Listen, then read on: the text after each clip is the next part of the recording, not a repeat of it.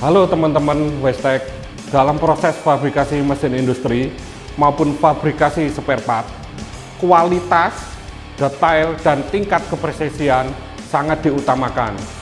Di video kali ini saya ingin mengenalkan macam-macam beberapa alat ukur yang kami gunakan dan menjadi kunci utama dalam menghasilkan produk yang detail dan presisi tinggi. Di antaranya ada skate mat atau kaliper yang fungsinya untuk mengukur diameter luar atau outside diameter. Nah, skate mat itu ada dua macam, ada semacam skate mat dial atau manual dan skate mat digital. Pada PT Westek banyak kita gunakan yang sudah menggunakan digital.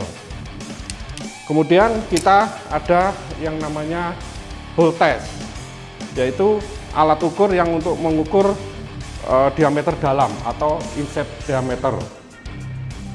Kita juga sudah menggunakan hole test, yaitu yang sudah digital. Kemudian kita juga ada alat ukur yaitu mikrometer digital. Karena trennya sekarang ini PT Westek sudah menggunakan full alat ukur yang digital. Setelah itu kita punya namanya high test atau high gauge. Karena ini untuk mengukur ketinggian yang sangat presisi. Kita juga ada yang manual, juga ada yang digital.